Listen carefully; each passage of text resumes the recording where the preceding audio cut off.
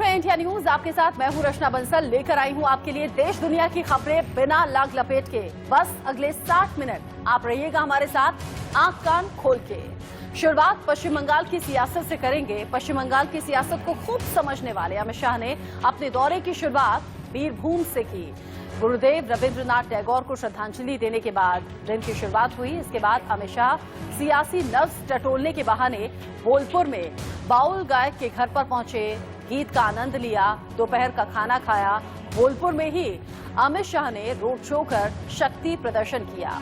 Road show में उमड़ी भीड़ से गदगद होकर अमित शाह ने कहा, बंगाल की जनता अब बदलाव चाहती है। ये आज दिन भर के दौरे की 5 खास तस्वीरें आपकी टीवी स्क्रीन पर। बंगाल के अंदर पहले कई बार मैंने कहा है, मैं आज इसकी डिटेल में नहीं जाऊंगा, परंतु मैं उल्लेख इसका जरूर करना चाहता हूं कि राजनीतिक हिंसा चरम सीमा पर है। 300 से ज्यादा भारतीय जनता पार्टी के कार्यकर्ताओं की हत्या कर दी है और उसकी जांच में तनिक भर भी 1 इंच भी प्रोग्रेस कहीं पर दिखाई नहीं पड़ता है। मैं मानता हूं कि भारत के सबसे बड़े दल भारतीय जनता पार्टी के अध्यक्ष पर यह हमला केवल भारतीय जनता पार्टी के अध्यक्ष पर हमला नहीं है, बंगाल के अंदर लोकतंत्र की जो व्यवस्था है उस पर हमला है और इसकी संपूर्ण जिम्मेदारी तृणमूल कांग्रेस की सरकार की है। सत्ता का अहंकार जब सर पर चढ़ जाता है तब इस प्रकार की घटनाएं आकार लेती है।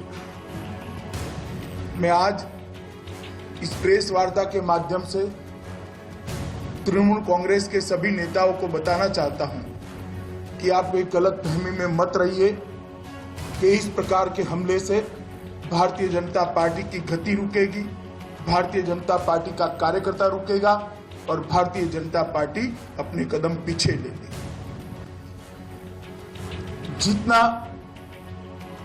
इस प्रकार की हिंसा का वातावरण बनाएंगे, भारतीय जनता पार्टी और मजबूती के साथ बंगाल के अंदर अपने आप को मजबूत करने के लिए परिश्रम करेगी।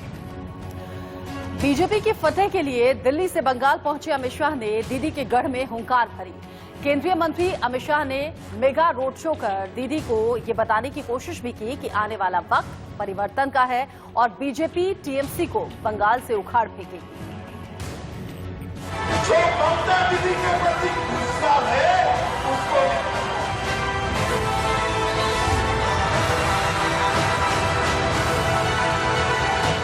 की जनता परिवर्तन करना चाहती है। भारत माता के ये भीड़ नहीं है, ये बंगाल में बीजेपी का शक्ति प्रदर्शन है। ये ममता बनर्जी के गढ़ में अमित शाह की ललकार है। ये तृणमूल कांग्रेस के किले को ढहाने का शंखनाद है, क्योंकि इतनी भीड़ किसी रोड शो में खुद अमित शाह ने आज तक नहीं देखी। बंगाल की जनता परिवर्तन करना चाहती है। ये परिवर्तन कोई एक व्यक्ति मुख्यमंत्री बदलने का परिवर्तन नहीं है। तृणमूल कांग्रेस की सरकार की जगह भारतीय जनता पार्टी की सरकार बनाने की कवायद नहीं है। ये परिवर्तन जो होने जा रहा है बंगाल में, ये बंगाल के विकास के लिए परिवर्तन है, बंगाल को आगे बढ़ाना। बंगाल के लोगों का ये उत्साह बढ़ रहा था तो उसे देखकर अमित शाह का जोश भी बढ़ रहा था। ये परिवर्तन है, वो परिवर्तन राजनीतिक हिंसा को समाप्त करने के लिए परिवर्तन है। ये जो परिवर्तन है, ये परिवर्तन, ये जो टोल टैक्स लिया जाता है उसको करने के लिए, ये टोलाबाजी बंद करने के लिए परिवर्तन है और ये परिवर्तन है भतीजे की दादागिरी समाप्त करने का। अमित शाह जैसे जैसे बोल रहे थे वो ममता बनर्जी पर आक्रामक होते जा रहे थे। शाह का ये अंदाज पहली बार देखने को मिला। सत्ताधारी दल ने अपने कार्यकर्ताओं का उपयोग कर बेफाम भ्रष्टाचार किया। मोदी जी ने गरीबों के लिए खाना भेजा कोरोना के काल में 9 महीने तक, उसके पूरे की पूरी बोरियां गायब हो गई, गरीब भूखा रहा। इसकी जिम्मेदारी किसकी है? क्या सत्ता में है उनकी नहीं है? हाईकोर्ट ने दखल करनी पड़ती है, सीएजी के स्पेशल ऑडिट के लिए ऑर्डर करने पड़ते हैं। गृह मंत्री अमित शाह ने तृणमूल के किले बोलपुर में हनुमान मंदिर से डाक बंगला तक रोड शो किया। इस रोड शो में इतनी भीड़ जुटेगी इसका भरोसा खुद बीजेपी को भी नहीं था। जिस बोलपुर में शाह ने रोड शो किया उस पर ममता बनर्जी से पहले 43 साल तक लेफ्ट का कब्जा रहा है, लेकिन अब बोलपुर बदलाव चाहता है। आप लोगों ने मेरी सवाल का हाँ या ना में जवाब देना। आजादी के बाद 30-40 साल तक कांग्रेस को मौका दिया या नहीं दिया, बताओ भाई। दिया ना? जरा बोलो, दिया ना? इसके बाद में 27 साल कम्युनिस्टों का शासन चला या नहीं चला? और 10 साल ममता दीदी का शासन चला या नहीं चला? विकास हुआ है क्या? 5 साल के अंदर हम सोनार बांग्ला बनाकर अपने 2 दिन के दौरे से अमित शाह ने बंगाल चुनाव का एजेंडा सेट कर दिया है और बता दिया है कि ममता बनर्जी के लिए 2021 का चुनाव आसान नहीं होगा। लड़ाई होगी, कांटे की होगी और जहां से 2019 के लोकसभा चुनाव की खत्म हुई थी वहीं से शुरू होगी। Bureau report, India News. Amit Shah Paschim Bengal के 2 दिन के दौरे पर थे। दूसरे दिन की शुरुआत गुरु रविंद्रनाथ टैगोर का आशीर्वाद लेकर उन्होंने दिन की शुरुआत की।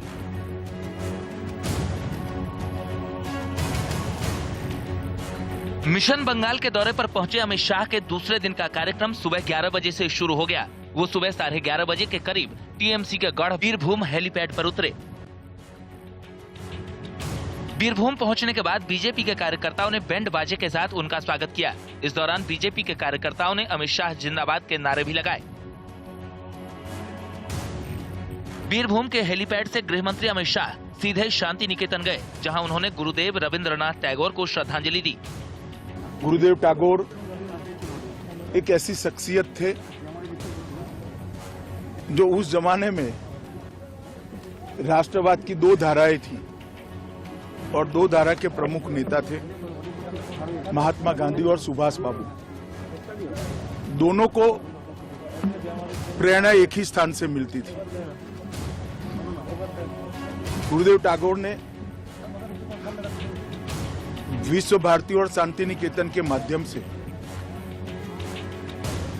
एक और तो भारतीय साहित्य, भाषा, दर्शन, कला, उसका संरक्षण और संवर्धन किया। टैगोर को श्रद्धांजलि देने के बाद अमित शाह विश्व भारती यूनिवर्सिटी पहुंचे, जहां रविंद्र भवन में कलाकारों ने रंगारंग सांस्कृतिक कार्यक्रम पेश किया।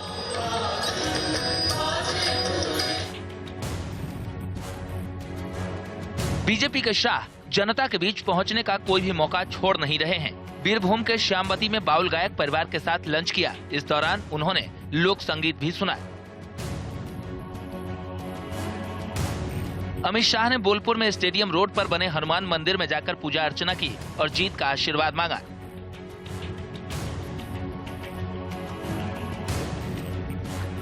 अमित शाह ने बोलपुर में स्टेडियम रोड पर बने हनुमान मंदिर से बोलपुर सर्कल तक रोड शो किया। इस रोड शो के जरिए बीजेपी ने बंगाल में दीदी को बड़ा संदेश देने की कोशिश की है। चुनाव से पहले बंगाल में बीजेपी और दीदी के बीच में जुबानी जंग भी जोरों से तेज हो गई है। कि भीड़ देख लीजिए दीदी, पूरी बंगाल आज आपके खिलाफ खड़ा हो गया है। पूरा बंगाल आपको हटाने के लिए एक साथ आ गया। मुझे बताओ भाइयों बहनों, बंगाल के अंदर परिवर्तन करना है या नहीं करना है? दीदी सुन लीजिए आवाज, बंगाल की जनता की आवाज है। जब कोई मेडिसिन हम खरीदते हैं उसको एक एक्सपायरी डेट होता है, तो इनका एक्सपायरी डेट खत्म हो गया है। अभी आने वाला दिन में नया चीज होना है, नया सुबेरा होना है और एक साथ में हम लोग काम करेंगे, ये हमारा वादा है। उधर पश्चिम बंगाल में विधानसभा चुनाव से ठीक पहले बीजेपी और टीएमसी के बीच में सियासी खींचतान भी तेज है। इस बीच बंगाल के नदिया में दीवार पर राइटिंग बोर्ड सामने आई, जिसमें बीजेपी को वोट देने वालों को सीधे सीधे धमकी दी गई कि अगर बीजेपी को वोट दिया तो यहां रक्तपात जैसी स्थिति होगी। हालांकि बंगाली लैंग्वेज में ही दीवार पर यह लिखा गया अगर टीएमसी के खिलाफ कोई भी वोट देगा तो फिर रक्तपात के लिए तैयार रहे।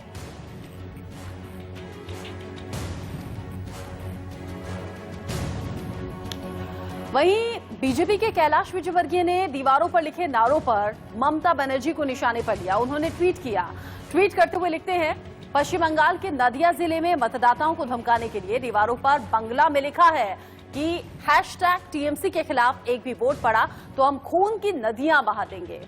अगर बीजेपी को एक भी वोट दिया तो आपको उसके नतीजे भुगतने होंगे। क्या यही ममता राज का लोकतंत्र है? सीधे सीधे ममता बनर्जी को निशाने पर साधते हुए ट्वीट और सवाल ममता बनर्जी से। उधर SYL पानी को लेकर हरियाणा के नारनौल में मुख्यमंत्री मनोहर लाल खट्टर जल अधिकारी रैली में शामिल हुए और इस दौरान सीएम खट्टर ने रैली को भी संबोधित किया। रैली को संबोधित करते हुए कहते हैं कि SYL का मुद्दा हरियाणा सुप्रीम कोर्ट से जीत चुका है, अब हरियाणा को उसके हिस्से का पानी मिलेगा। साथ ही रैली के दौरान खट्टर कृषि कानून को लेकर विपक्ष पर निशाना साधते हुए भी नजर आए, साथ ही कृषि कानून के फायदे भी गिनाए। लेकिन उनको आने वाले 2022 तक किसानों की आय हम डबल करेंगे और उस डबल आय करने का जो संकल्प था उसमें बहुत से पड़ाव थे। एक एक पड़ाव को आगे बढ़ा रहे थे और ये जो एक 3 अध्यादेश जारी किए गए, बाद में लोकसभा में राज्यसभा में वो पारित होकर के आज कानून बन चुके हैं, उनके प्रति कुछ एक मुट्ठी भर ऐसे जो लोग जो वास्तव में राजनीति से प्रेरित हैं, कोई किसानों के प्रतिनिधि ऐसा मैं बिल्कुल नहीं मानता, लेकिन राजनीति से प्रेरित होकर के विरोध करने पर भी होता है। उसमें से ये लगा कि आखिर इन बिलों के ऊपर समर्थन करने वाले लोगों को भी इकट्ठा किया जाए। आगे आने वाले समय में बस भर के बाकी सब घरों में नल से पानी पकाने का, पीने का ये हमारा काम है, उस समय का होता है। तो मित्रों, भाइयों बहनों, वही कमी आपको पानी की SYL का जल्दी निर्णय बहुत अच्छी बात। अगर किसी कारण से लेट भी होता है तो हमारे पास जो पानी है उसमें से बचाकर यहाँ पहुंचाना, जैसा बताया रेणुका बांध और किसाऊ बांध इसके MOU हो चुके हैं। बहुत जल्दी लखवार डैम का भी MOU में मुख्यमंत्रियों से बात करके वो कराने वाला हूँ, ताकि 3 बांध ये जितना जल्दी मिलेंगे उतना पानी आपको बहुत जल्दी मिलेगा। जो पानी है उसका बंटवारा बराबर करके आपके हक का पानी आप तक जरूर पहुंचेगा, ये मैं आपसे निवेदन करता हूँ। तो हर घर जल पहुंचाने का काम अब हरियाणा सरकार करेगी और यही प्लान मुख्यमंत्री बता भी रहे थे। आगे बढ़ते हुए बात किसान आंदोलन की। किसान आंदोलन के 25वें दिन दिल्ली के अलग अलग बॉर्डर्स पर किसान जोश के साथ ठंड में डटे हुए नजर आए और सरकार से काला कानून वापस लेने की बात एक बार फिर से दोहराई। आज 25वां दिन है जहां पे सिंगू बॉर्डर में प्रदर्शन लगातार जारी है और इसी बीच अलग अलग राज्यों से डॉक्टर्स की टीम और कैंप लगातार सिंगू बॉर्डर में पहुंच रही है, जिससे वो लगातार जो किसान यहाँ पे मौजूद है 25 दिनों से प्रदर्शन कर रहे हैं, उनको सहायता मिले। तो डॉक्टर्स की टीम वेस्ट बंगाल, मध्य प्रदेश, गुजरात, अलग अलग राज्यों से लगातार सिंगू बॉर्डर पे पहुंच रहे हैं। हमारे साथ कुछ डॉक्टर्स की टीम जुड़ी है, उनसे आगे बात करते हैं। सर, ये बताइए, पहले आपका नाम बताइए, आप कहाँ से आए हैं और कितने दिन से यहाँ पे सिंगू बॉर्डर में है? हम कोलकाता से आया, वेस्ट बंगाल। मेरा नाम है डॉक्टर कल्याण ब्रत घोष। हम यहाँ पे 7 डेज है, 7 दिन यहाँ पे रहते हैं। यहाँ पे ज़्यादा 3-4 दिन भी ज़्यादा रहेगा, उसके बाद वापस जाऊंगा, फिर आएगा कुछ दिन बाद। मेडिकल सर्विस सेंटर का कैंप स्टार्ट हुआ 2 तारीख से। हम आए 16, अब चला जाएगा 2-1 दिन के अंदर। लेकिन हमारा और एक टीम आज आना है, आज आएगा, दोपहर में चला आएगा। हम MSC के मेंबर भी है, कलकत्ता के सर्विस डॉक्टर्स फोरम जो है उसका भी हम ट्रेजरर है, ऑल बंगाल ट्रेजरर है। यहाँ पर जो दवा जो बांटते ज़्यादा प्रॉब्लम है कि अभी वेदर चेंज ज़्यादा ठंडा है, इसके लिए कोल्ड कफ भी है और लोकल प्रॉब्लम जो एक क्राउडिंग एरिया में रहने में जो होता है, स्किन डिजीज है, ये सब सभी है।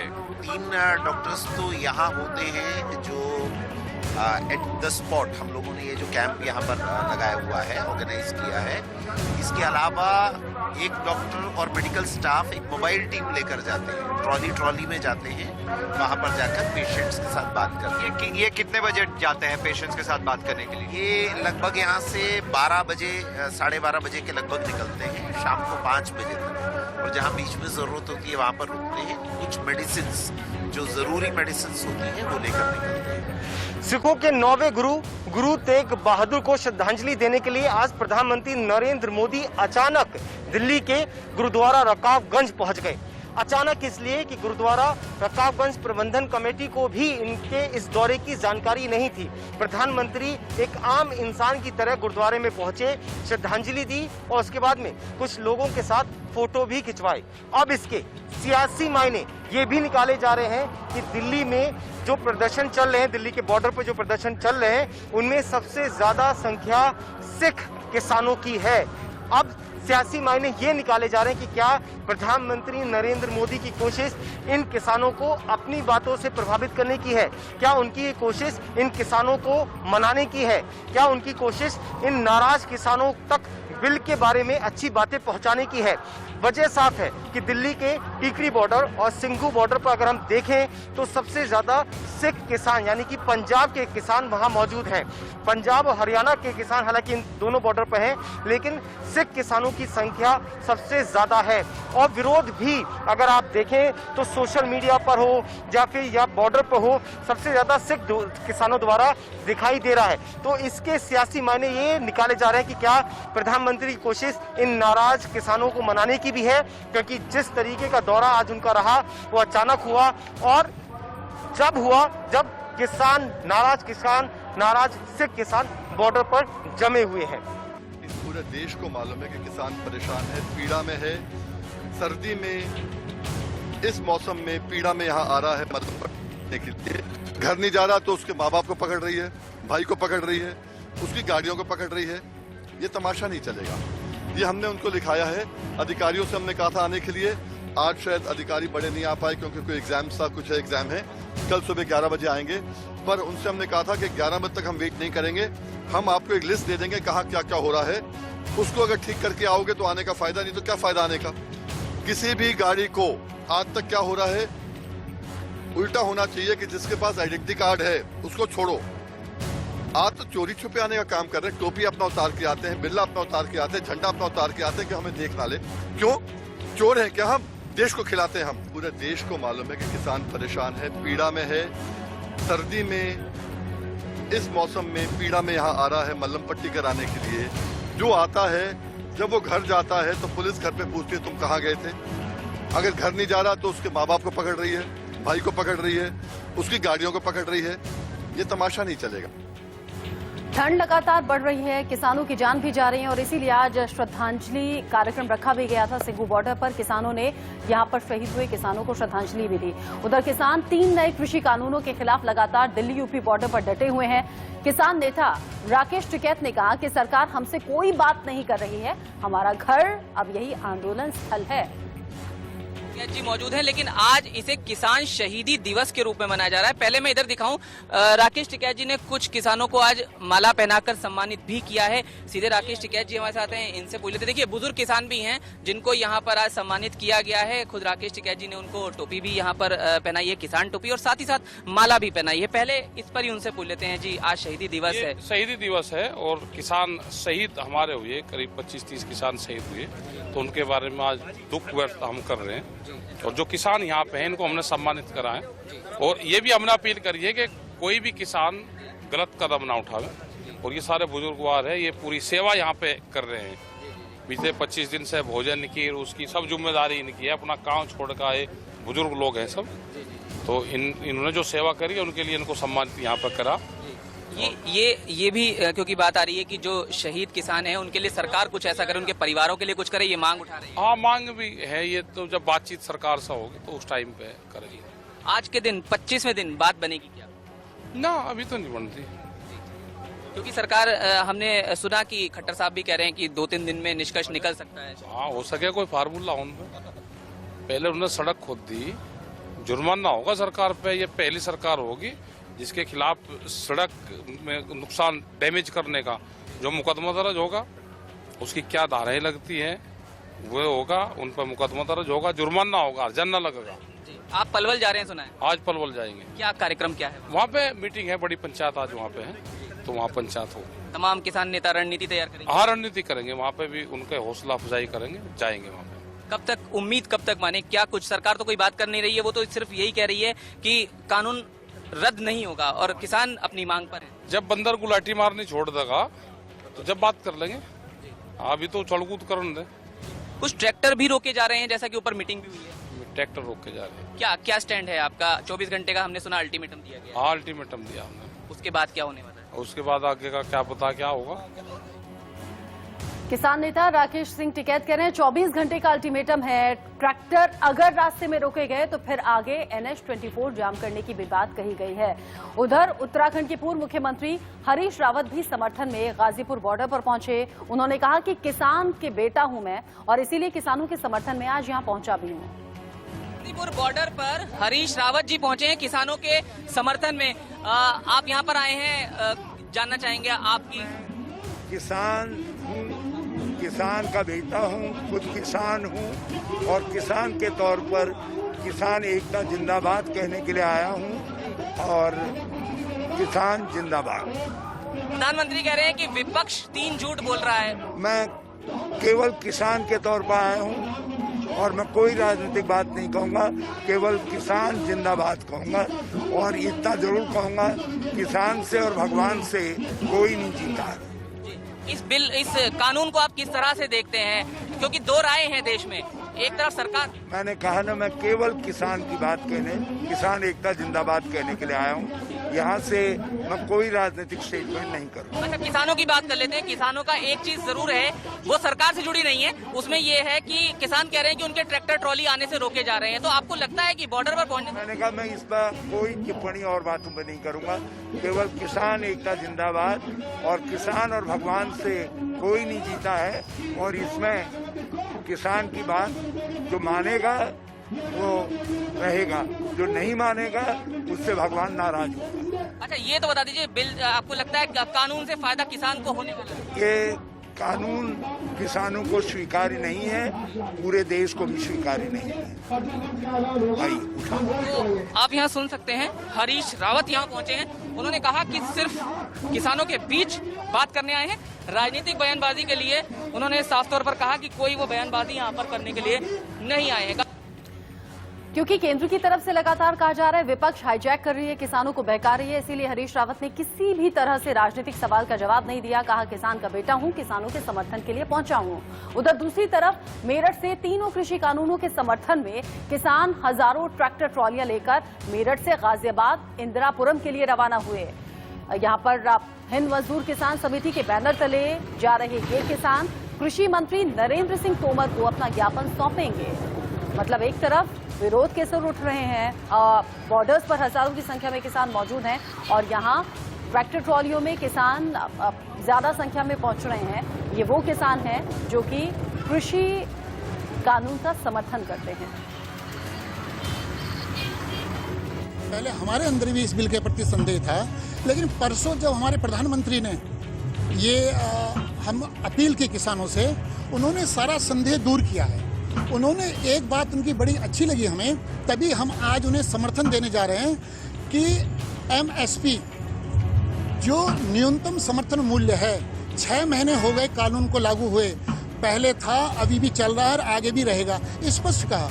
उन्होंने गारंटी दी, जो भी भ्रम फैलाया जा रहा है वो झूठ है, वो गलत है। उन्होंने 130 करोड़ लोगों के सामने हम किसानों को उन्होंने गारंटी दी है कि जो भी भ्रम फैलाया जा रहा है वो गलत है। प्रधानमंत्री, हमारे देश के प्रधानमंत्री कह रहे हैं, गारंटी ले रहे हैं, 130 करोड़ लोगों के सामने गारंटी दे रहे हैं। तो इस आंदोलन में जिन किसानों की मौत हो गई उनके लिए श्रद्धांजलि सभा आज अलग अलग बॉर्डर्स पर हुआ। उन्हें शहीद का दर्जा दिया गया और उन्हें याद किया गया, उनके बलिदान को याद किया गया, लेकिन साथ ही